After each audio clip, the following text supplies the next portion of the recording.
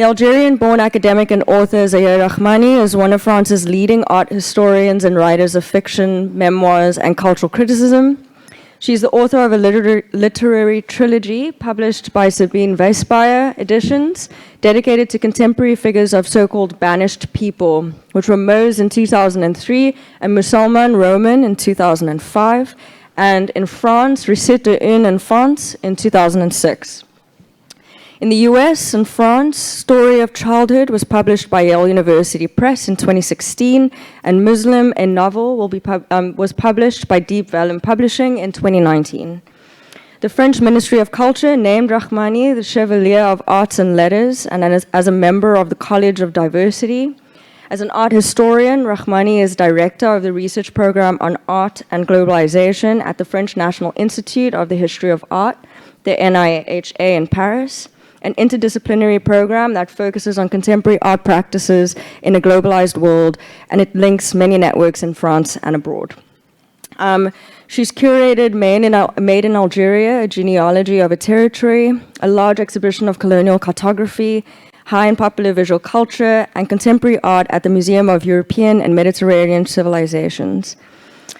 She founded the INHA Global Art Perspective, a collective of young researchers and actors within the artistic scene who are specialists in non-European, territorial, and cultural spaces. Of course, she's a curator of the exhibition that is currently on show on level 4 here at Zeitz MOCAA, Seismography of Struggle, towards a global history of critical and cultural journals, which has been exhibited many, many times. And we're incredibly honored to have it here at the museum today. So I'd like you all to welcome Zahia Rahmani.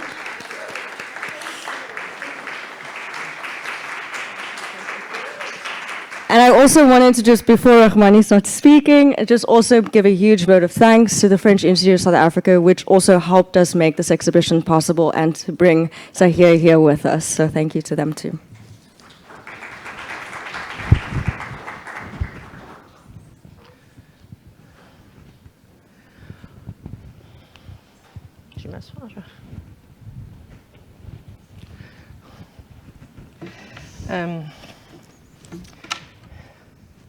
I think my conversation with you will be, I think, a performance, because I'm not so very easy in English. And I want to say something about this picture before the conversation about the exhibition and the subject of this exhibition. I grew up in France. My family comes from North Africa, Algeria. I'm born in Algeria, and my family moved. I'm born in '62, at the end of the war, and my family moved in the north of France in '67. And from the Algeria, I have just one picture, this picture, the picture of my grandmother. I'm born in Algeria, and I don't speak Arab because my family comes from the north of Africa, in this part of the world where the people speak Berber. And I don't know what's the Arab people and what's one Arab people, but I was an Arab people in this part of France where my family was, in the north of Paris, and not in the town. My family was in the town during 5 years, and after, all the family moved not so far from the forest, in the countryside. I grew up in the countryside. But I have just one picture from my past and my family, this picture from my grandmother. And I don't know why, but you can understand something about that. For me, my grandmother was an Indian woman. Because when you grow up in France at this moment, nobody knows something about the Algerian war. And I don't know why, but for me, the Indian people look the same of my mother. My mother, this woman was the mother of my mother. It was my grandmother. And I have just this picture. I need to say something about that because I think my first interest for the art, they come from this picture. Voilà. So it's my introduction. And I'm born in '62, in September, in Algeria, and my father was in jail at this moment. And I moved in the north of France at 5, in '67. And my family use, inside my family, you use one specific language, the Berber. And also my mother loved really his country, the Algerian country. And I grew up with this idea, this country was wonderful, all the people was wonderful, and I love my language. And I love also my family. I don't know my family in Algeria, but I love my family because my mother was so close. She has when my mother moved from Algeria, she has 37 years. And she don't speak French. And she was not in school at this moment. And she was not in school in Algeria because his family was involved against the French occupation. I said his family, not the family of my mother. The family of my mother was involved against the French colonization since during a long time, you know, and because from my mother family, what's the term in Arab or in Berber? My mother family comes from the specific community, the name is Amousni. I don't know if you know this term in Berber. The signification is les connaissants, the Amousni. And all the Amousni community was against French colonization. What you? Those who know. Yeah, thanks. And I grew up with this background, and also the other background from the rich family, the family of my mother, my father. And my father was a politic man during the Algerian War. And he will be arrested at the end of July of '62, and he will be in jail during 5 years. I need to say that because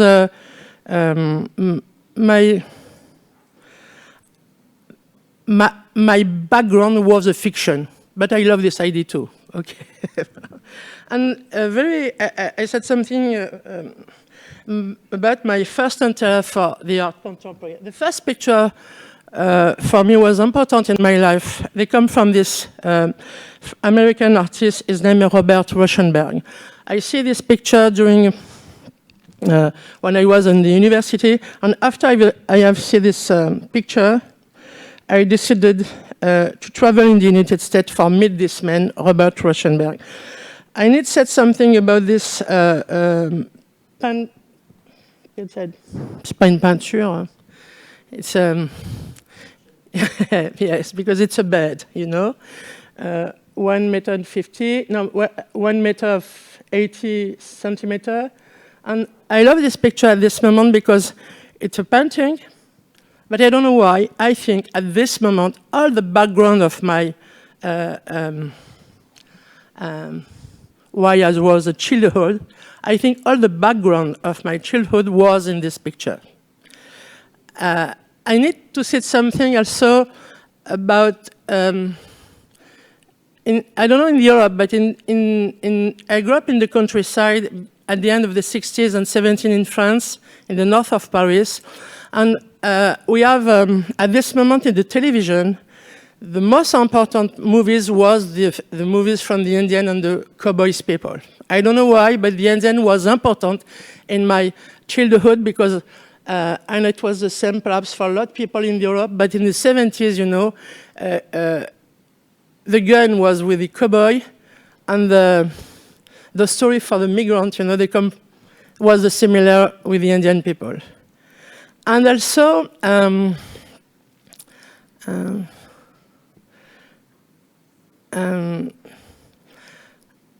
I grew up also in the specific countryside because all the white people in the part of my country was very poor without education. Nobody received education in this part of France, you know. The first bachelor of the town was my brother. And you have in '67, but the first bachelor of this town was my brother, you know. All the people in this part of the north of France, you know, for me, was not in the literature, was not in the French literature, but this part of the French was in the American literature. I need I need to say that because when I read La petite route du bon Dieu, dans la route du tabac, The Road of Tobacco, all the South American literature, when I read Caldwell, Faulkner on the other, I don't know why, but this literature was important for me to understand the people from the north of France. I need to say that. Perhaps my relation with the American culture come from this literature. Because it was with this literature I understand the French people in the north of. I need to say that because I grew up with wonderful people, but all these people was very poor, without education, with a lot of alcoholism, and also a lot of trouble with sexuality. Some people forget, but in the 70s, the part of the north of France was very poor, and the education was very poor, and also the idea about the people that come from the other country was very strong. For example, in my countryside, lot family, French family, was disturbed by my family because some people said me, "What meat you eat? What kind of meat you eat?"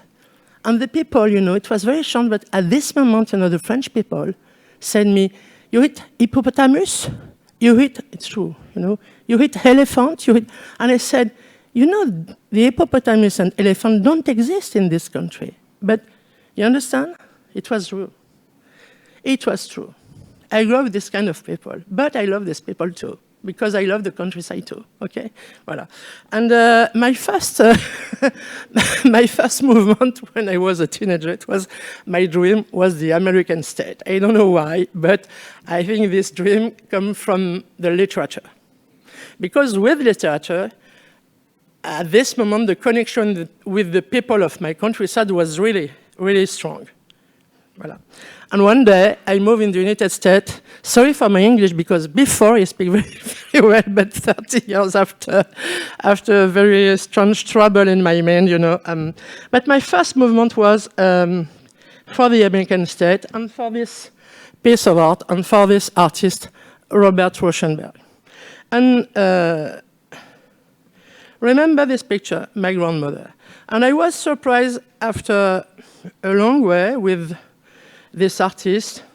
You can look some piece. Je vais aller très vite, from this artist.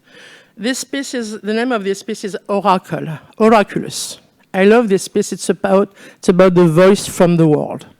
Because when you are around this piece of art, you have a lot of sound, and the sound, they come from China, Africa, South America. And I love also this man because he was a great performer. He played with a lot of dancer and musician. And I don't know why, but I love this kind of art. I was really, really, really involved in this history and in this art. 5 years after my first lesson of art, I will be in the United States, and I will be also involved in his gallery, in the... Je n'ai même plus son nom, le galeriste de Rauschenberg, I forget, Okay. So, okay. And Robert Rauschenberg was a student at the Black Mountain College, a specific college in the north of Carolina. This college will be open just at the beginning of the Nazism.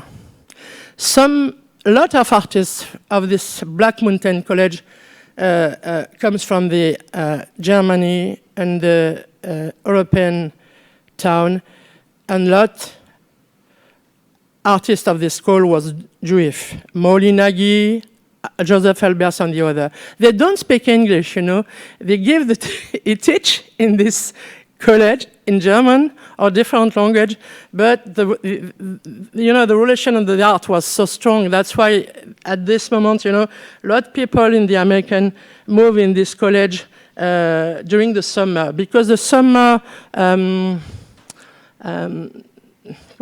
je sais plus comment on dit the summer school, you know, regularly there are wonderful teachers from the, all the American states and the European teach for 1 semester, 1 month, 2 weeks, and regularly there are a lot of performance in this Black Mountain College, okay? And, okay, I grew up with this background. In my country, you know, I never received something about African art or art contemporary in Africa. I know just the American art and the European art. Okay. Je vais très vite. Performativity. And also John Cage, Merce Cunningham, and Robert Rauschenberg. I need this picture to say something, you know. I grew up with this idea, you know, of the formalism. I was really involved in this idea, the art.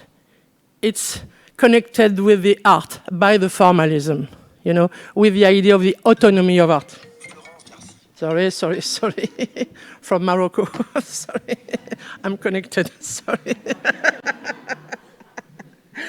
You know, I remember this man, you know, Joseph Albers. Okay, I grew up with this idea, you know, the art is, and the idea of the formalism.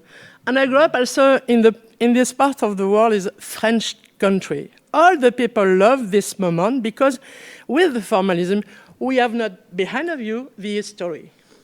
Okay? I grew up in this part of the world with the formalism.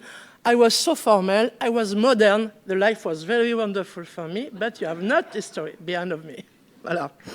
And I was surprised one day, sorry, you know, my screen is connected. I was surprised one day because Joseph Albers, you know, he was involved in this kind of art, and I love also this kind of formalism and how, you know, the forms, you know, is connected with the other. I love this thing because with the, it's a resistance also against the fascism and the political. You need this kind of art for that too, okay? But when I was a student, nobody said something about the wife of Joseph Albers. All the people know the man, nobody know the woman. I know his wife since 50 years, but she was so important at this moment, in the same moment. And you know, remember, for example, for this picture, for me, the connection was always with Albers. But the wife of Albers was the teacher of the, you can say, la tapisserie? Yeah. And I think she was also important for this space, you know? Okay. I grew up with this kind of art, and all the young people in my country learned de Kooning, Willem de Kooning, Jackson Pollock, and the other. But there are never connection with the other. It's always formalism, no connection with history, and no connection with other practices in the world. Okay. I have this picture in my room. But one day I discovered this man, Marc Garanger. And I don't know why, but it's my grandmother. And I had this picture. I want to say something about that. At the end of the 50s, the French government need the referendum for the vote for the independence or not, the referendum about, you know, the independence of Algerian people. At this moment, there one campaign of photography, you know, all the people need photography for the vote. And Marc Garanger was one photography for the army. He was the photographer of the French army. There are a lot of photographers at this moment, you know. It was the photography of the French army. But for me, my grandmother, I have this picture of my grandmother. It was the same story. My grandmother hated this photography because she needed to move in the army office, and look the face of my grandmother. She was not very happy. And because regularly she has, when my grandmother was outside, she has always a scarf on the head, but it was not possible for this woman at this moment during this photography campaign, and the scarf is there. But I grew up with this photography. Okay, my grandmother was an Indian woman. Sorry for this term, because Koyo said 𝘕𝘏𝘏𝘏𝘐. It was not the Indian people in the American, it's another community. The name, they come from the, okay. But for me, I grew up with this idea. I know just this term, Indian. And for me, the Indian was in the America.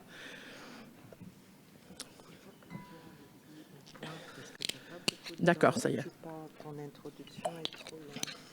Merci, ma chérie.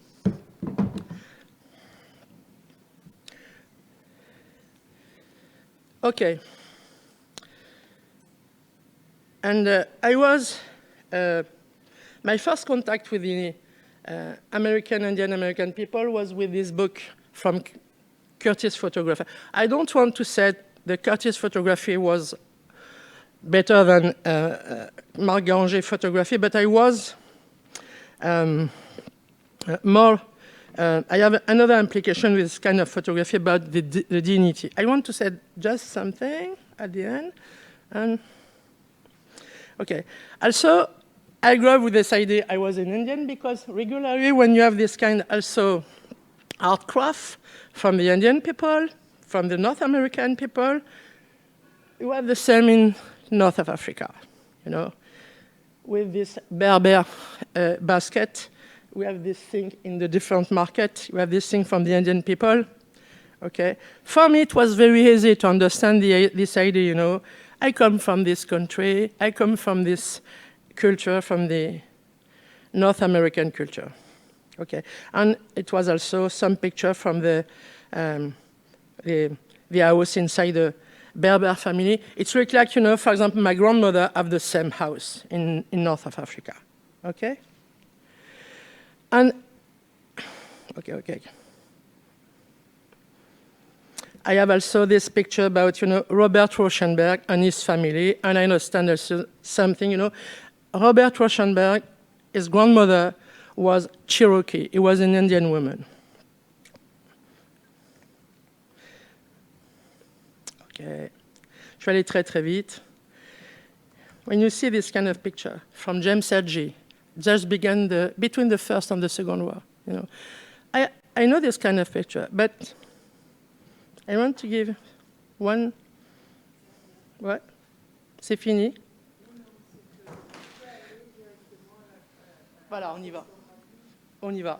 I want to close with this picture. This picture, they come from my family when I was in Algeria. You know, not so far from the picture for 𝘕𝘏𝘏𝘏, you know. I want to connect this idea, you know. My family, I'm there, my brother and my sister, during this moment when my father was in jail, okay? I come from this war, Algerian war, and I was involved in the big exhibition about the colonization in Algeria. I have a lot of pictures about that, but now I want to say something, why Seismography of Struggle. When I was involved in this exhibition, I close this thing. Oh, je ne sais pas où elle est. Sorry.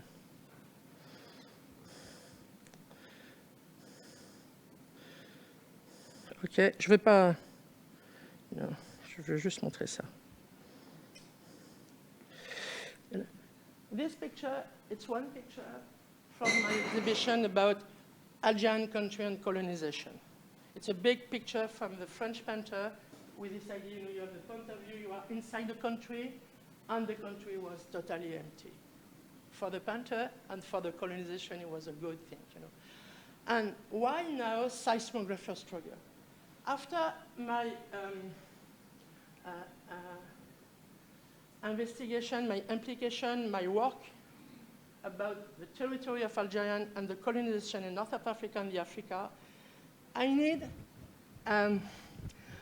was so frustrated because my exhibition, my project was about the colonization and what the French people write about the population in this part of the world. And it was very hard for me because I discovered a lot of very hard texts. The genocide was not so far. Each moment, you know, you have this idea, we need to kill these people. You need to, okay. After this moment, I don't know why, but I was very sick after this exhibition because it was very difficult to build this kind of exhibition. And seismography for me, it's an answer, une réponse. Another part of this project. Seismography is the voice of the other people, the people of this kind of country, the voice of the African people during the colonization. But the idea was not just African people. All the people at the end of the 19th century, for example, all the world was colonized by 5 countries: French, English, Spanish, Portuguese, and a little Netherlands and Germany, but it was different. But all the world,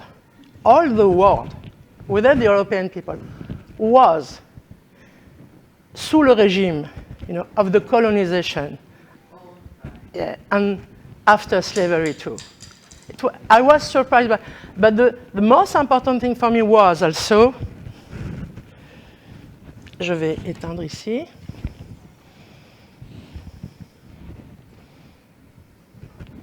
Sorry, ça va venir, ça. C'est mon... Je voudrais juste ouvrir ça. Il faut vraiment aller directement. Pourquoi tu as commencé Seismography? Comment tu as organisé ça?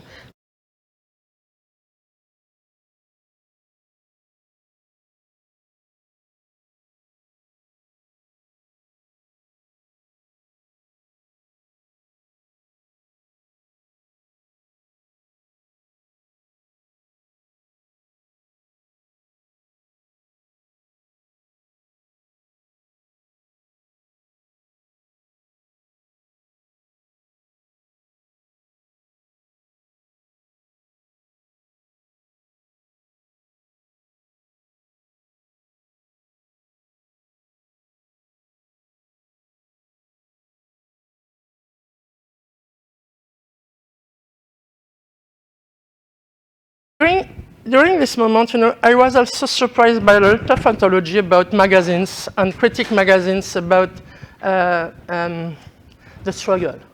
And it was always the same, the best, sorry. I need the first. If you can open just all this, okay. And it's always the same thing, the freedom, they come from the European people. It's always the same story. And when you have an anthology about the freedom, and the text about freedom, and also the fight about freedom, and you have an anthology about it, it's always the same thing. Can I have this thing? I can. It's not connected. Okay. And the idea was, perhaps it's not true. It was like that. Perhaps it's not true. And I write a project on this idea. Can you write another history of the fight without the European text? It was the idea.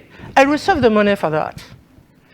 And step by step, with the different group, because my idea was, who was the first? Who was the first to write this kind of text for freedom, about freedom? And my idea was, okay, thanks very much. On the screen. We receive regularly the anthology about magazines, cultural magazines, politics magazines, and I was surprised because I work in the National Institute of Art, and I have a lot of friends who was involved in the different anthology. And after 5, 6, 7 anthology about art magazine, with the same title always, I said, perhaps it's not the good terms. We need another terms. Forget these terms, art. Use another terms, culture, perhaps. And the idea was, okay, I come from the formalism. I love sometimes a good frame, And the idea was, okay, I use culture and politics. And also, perhaps, another constraint, manifesto. Okay, I look if it's possible to find some magazines with manifesto about culture and politics from the other part of the world, And I don't know when, also the first book come. And my first meeting with some specialists was between the Second War and today. The other meeting was between the first and the second. The other meeting was, it took 3 years between the middle of the 19th century until the First War. And the other, nobody knew. And some intellectual and teacher university was involved in this idea of the samizdat, small text, resistant text from the, for example, Africa at the end of the 19th century. My best friend for that, his name is Rachel Danon. She teaches in the Ivory Coast. She comes from this country. She's born in this country, and she knows very, really, really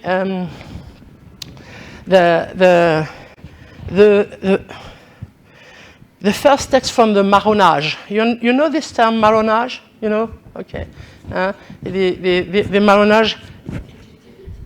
Yes, but from black people. You use maroon because it's a Creole term about the color of the skin. And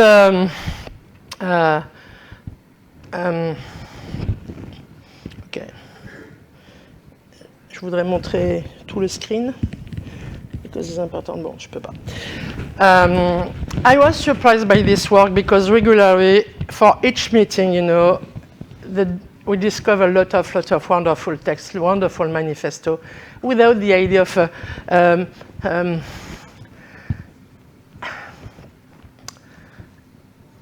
because the European people, the French people, for example, was involved with this idea of God. In Algeria, for example, they use always the God for the power, you know. And regularly you can read how these people hate God. I was surprised, you know. For example, for the Muslim country, you know, the French writer, right? Ces gens-là n'aiment pas Dieu. These people hate. You know, I was surprised, okay.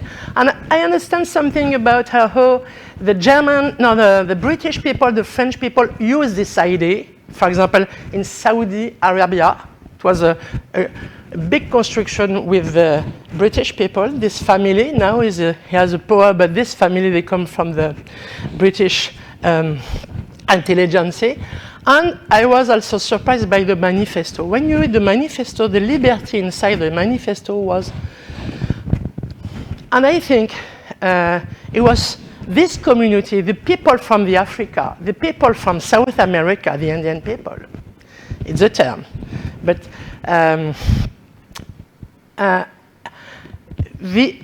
the model of the community was so strong for the liberty. C'est une vie extraordinaire qui était possible. It was not possible with the capitalism, with the idea of the culture, and with the idea of the economics.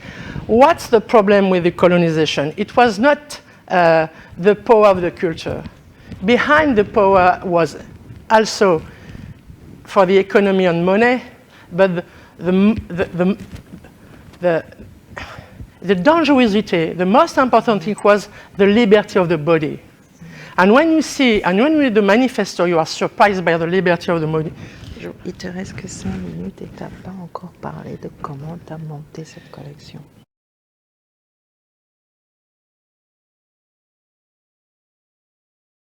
Tell me how you have built this collection.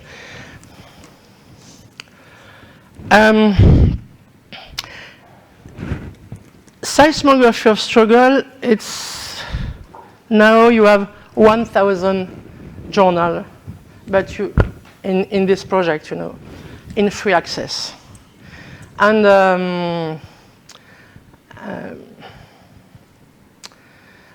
in Europe, regularly you have a wonderful convention between the National Library, because regularly this kind of journal is in free access.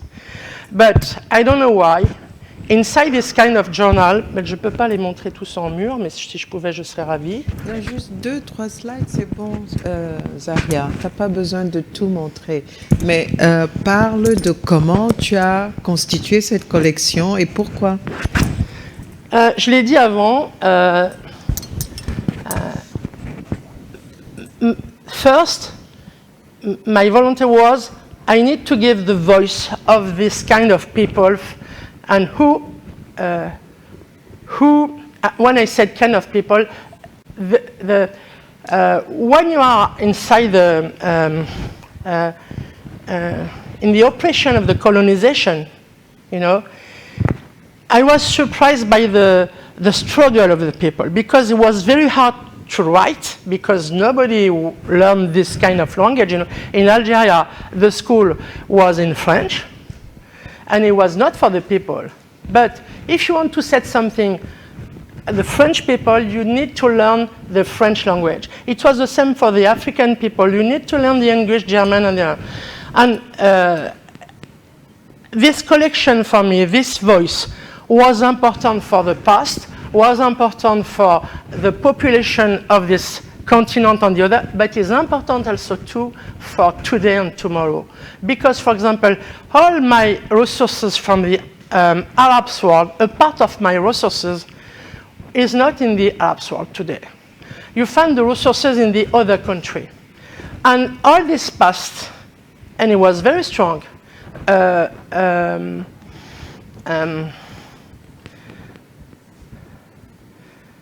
nobody learned this past, and we need to learn this past. You need to learn and know the story of the fight of the population in this.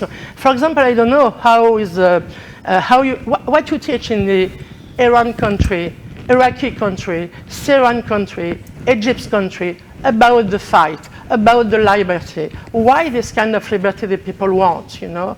And with the internet, it's possible for the people now, you know, to access this kind of journal. Voilà. Okay, another thing was the beauty of the work, the beauty of the poetry inside this kind of journal, the beauty of the projection, you know, and I think it's a specific moment in the story of the humanity, because you have this kind of journal for 2 centuries. It's not the same now with the internet and the possibility, you know, you know, because the instantaneity of the journal, you have the instantaneity of the journal, you know. I put the journal in the internet, I live in this part of the world, and the access was possible. At this moment, the fight was very hard, and a lot of people was involved. And it's also, it's for me, it was also a memories for this kind of fight. Je ne sais pas si j'ai pas tout dit. Thank you so much, Zahia. Merci. Thank you, thank you. Thank you very much. We have a few, we have a little bit of time to take a few questions. Maybe we want to sit, so you don't have to be... I want to say something, just this thing, for example. Je m'assois. I find this book, Letter from an American Farmer, at the end of the 18th century. I was surprised because a lot of white people move inside the Indian community, and they don't want to go back. I don't know, you know this book? It's very, it's in free access. Letter from the American Farmer. It's about, you know, why the European people move inside the Indian community and they don't want to come back at the end of the 18th century, because the life is very, very different at this moment. You understand that? The colonization from the English people was so strong for the people. You know, it was better to stay with the Indian people, with the people from this part of the world, the autochthon community, and never. Ils n'ont jamais vu personne revenir. When this kind of, the English people move in this part of the world, they don't come back. I was surprised by that. Thank you so much. Thank you. Viens t'asseoir, s'il te plaît. Yes, as Koyo said, we have some Q&A, so some time for Q&A if anyone has any questions for Zahia before we break for lunch. I think that this artwork and this resource, I mean, that seismography is so many things. It's an archive, it's a resource, it's an artwork, it's a projection, is essential to what I call, or what Achille Mbembe calls, writing of ourselves. And thank you, Zahia, for doing this incredible research over so many years and bringing this forward to the world to experience and to educate themselves.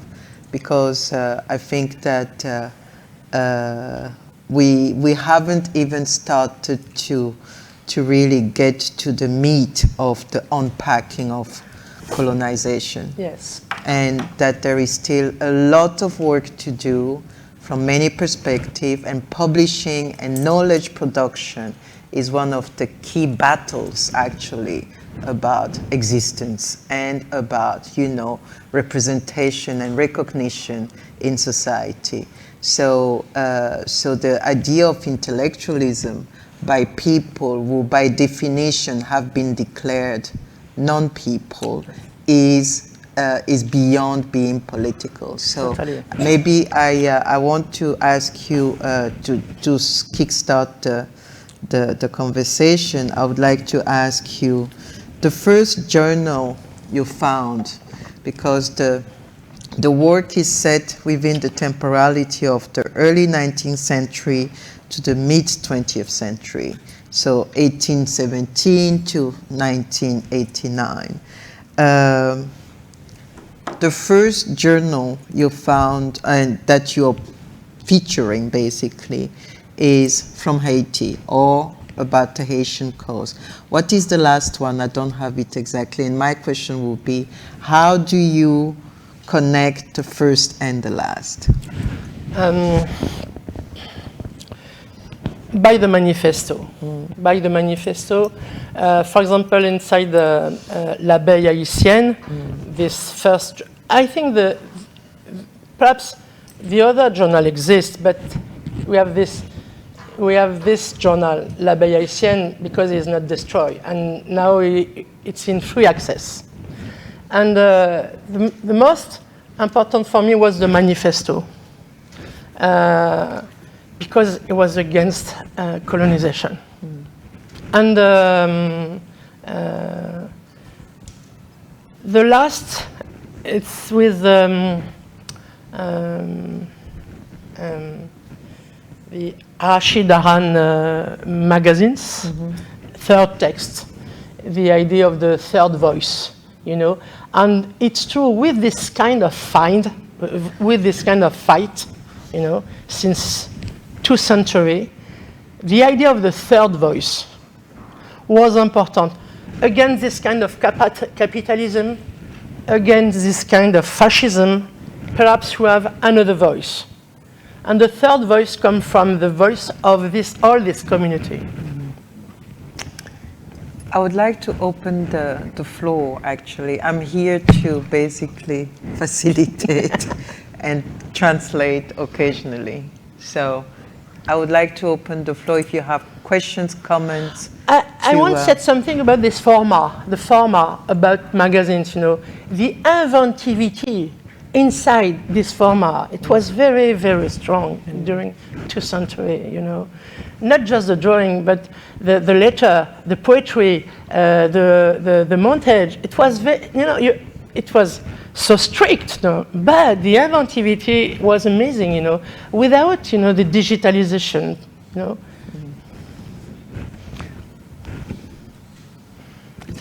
Yes, a question here and another one there after the lady. Yes, Thank please. you so much. Just such an extraordinary archive, as Koyo says. And what I love about the way you introduced your own personal perspective is the kind of multiple consciousnesses from which you work, so that you could grow up in, you know, an Algerian kind of refugee in northern France, obsessed with Robert Rauschenberg, eventually an American formalism, and take ownership of these multiple sites of origin and reception. And I think that what is so extraordinary about this culture, really, of the magazine that you've brought out for us is the way in which it occupies and takes ownership of multiple sites. There's no kind of parochialism, there's no identitarianism, there's no locking you back into a kind of the specificity of national struggle at the same time as there is the affirmation of the specificity of the site from which you come. And it's that beautiful, I think, calibration and balance between, you know, kind of origin and destiny, specificity and universalism, cosmopolitanism. Totally. And I saw, I mean, I had the privilege of popping into the exhibition on Wednesday and saw that you end with the Paul Gilroy text from Third Text in '89, going back to Koyo's point, who is the principal, together with Achille Mbembe and others, advocate of a kind of, cosmopolitanism. So I love that balance between the universal, the cosmopolitan, the specific. So thank you for that, and it's an extraordinary resource. And as an art historian and a scholar and archivist curator, what I want to know from you is a very practical thing. Is this collection resource now available as a digital site for us as scholars to tap into? Or do we have to see it in exhibitions like this? How is it made available as a work for all of us to use? The database is free. It's free, but I need an event and something, But because all the work was on open access. No. Sorry. Because in my institution, in where I work in the National Institute of Art, all is on open access. Your work is not finished, but because you can receive some help, conseil, and evaluation from the other. It's always in open access, and now 𝘎𝘭𝘵𝘐 is in open access, but for me it's not finished. And I receive. That's a good point. When you say for you it's not finished, because you set it in such a clear temporality, because 1989 is it's not finished for that. Yeah, it's not a random kind of year. So what is next after that? Notice, when you say the text, for example, about Black Atlantic, I have a text, but for me it's too short. The text about emancipation, I need to write some text. Not for the dead. C'est fini pour les Sometime, if it's possible, between l'abeille haïtienne and third text, between this moment, it's possible I can, change some notice, some magazines, but I want specific book with text about, Pan-Arabism, Pan-Africanism, all these kind of terms. I need better text, Voilà. C'est ça qui est pas fini pour moi. Thank you. All the texts are not totally finished. Yeah. There was a question here. My question kind of is partly answered, but for me, what I'm curious about, as someone that has now drawn on these texts, how important is it for the texts to be one, finished, which you've sort of just answered now, but also how good they must be? Because for me, what I find difficult today is that there is such a beautiful history of really important texts, like the ones you're using, to a point where there is a fear to add to that openness of these texts. So, how important is it that these texts that you drew on were complete? I don't know if the question kind of makes sense, but I'm trying to get a sense of there's a freedom in those texts that somehow might not be possible for today's generation.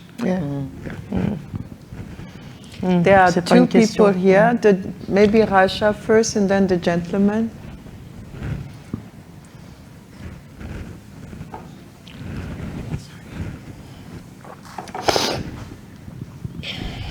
Yeah, so I've been a privileged insider to Zahia's project for a few years now, and I would like to urge you to visit the website, because there's actually two publications that are out, and one provides a beautiful census of these magazines, and the other invites scholars and writers to reflect on specific magazines. So there is that synthetic work of commentary and of historicizing origins of certain publications.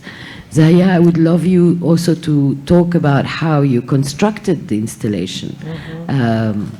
the way you've organized the digital images and mostly the soundscape, which is quite outstanding. Yeah.